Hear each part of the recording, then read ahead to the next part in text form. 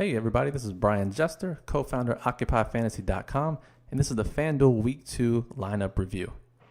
We're going to review one of my personal lineups from the previous weekend, let you know why I played the players I played, how I built this roster, the roster construction in general, and which types of contests I entered this lineup into. So let's get started.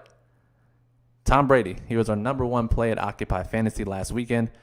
If you listened to the podcast, we talked about him there. If you read the Daily Plug, we talked about him there. If you tuned in for our Periscope Sunday morning, we talked about him there. And of course, he was the number one quarterback in the Occupy model. The Patriots had 10 days to prepare for the Saints. The Saints were off a short week. The Patriots had the highest implied team total of the week. The Saints have a horrible defense. All the stars aligned for Brady to have a big week, and he did. So that helped. And after picking my quarterback for a lineup, what I normally do, naturally, look for a receiver or tight end to stack with that quarterback. And that guy for me this week was Chris Hogan. He was the number 4 receiver in the Occupy model. Super cheap on FanDuel, $6,200. Tom Brady had a very large touchdown projection, the highest on the week. And with Julian Edelman obviously out and Danny Amendola out with knee and concussion issues, that opened up a huge target share for Chris Hogan in a great matchup, made for a no-brainer play for his price. Next, I looked to running back. Ty Montgomery, talked about him in the Daily Plug as having a fantastic matchup. The Atlanta Falcons, dating back to the beginning of last season, have allowed 7 receptions per game on average to opposing running backs. And when you have a wide receiver turn running back like Montgomery, makes for an easy play. He played 90% of the snaps in week 1, full workhorse back, red zone touches out of the backfield. No-brainer play in this matchup, especially at $6,500, way underpriced. Melvin Gordon, we talked about him in the stack section of the Daily Plug. And once again, far too cheap for a 3-down back, a Vegas favorite. They were 4.5-point favorites against the Dolphins. And Miami was traveling across the country. No linebacker speed to speak of. And Melvin Gordon at 7,600, going to get red zone work as well. He was another easy back to pair with Montgomery. I looked at defense next. I always like to try to pair a defense with a running back when I can. And being so cheap, the LA Chargers, 4,300 on FanDuel. They were in a great matchup. They rated pretty highly in the Occupy model. Running back and defense have a correlation, so it's made for a natural fit in this lineup. Next, I looked to receiver. Wanted to get 2 of the higher-ranked receivers from the Occupy model into this lineup.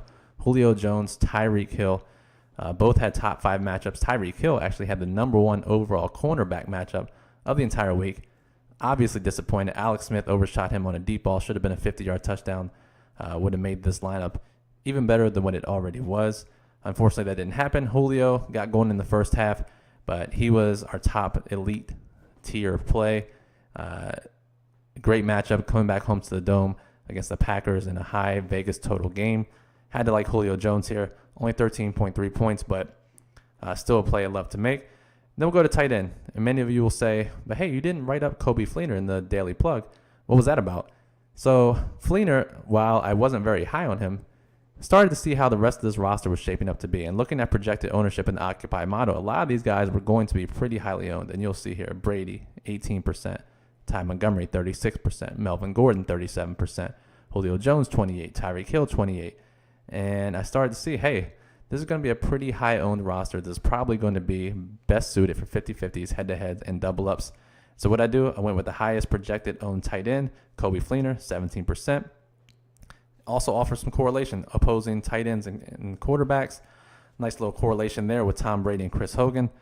Made complete sense. And then at kicker, Giorgio Tavecchio, 14-point favorites, high team total, no weather issues to speak of. Pretty simple. Get him into your lineups. That's the best way to analyze kickers and end up with 9 points. You'll see here, 133 points was the total for this lineup. Well above the 120-point threshold we're looking for in 50-50s, head-to-heads, and double-ups on FanDuel, 2 times the salary. But I didn't only enter this into these low-risk contests because of the Tom Brady, Chris Hogan stack, Coby Fleener added correlation, the Melvin Gordon, LA Chargers stack. Lots of upside in this lineup, so I also entered it into some triple-ups, some quintuple-up multipliers, and, of course, some 20-man and 100-player leagues. And this was a top 90 percentile score, so it made out pretty well. Hope this helped. This is the Week 2 FanDuel lineup review. Brian Jester, OccupyFantasy.com. For more information on the Occupy model and the Daily Plug, be sure to check us out on Twitter at OccupyFantasy.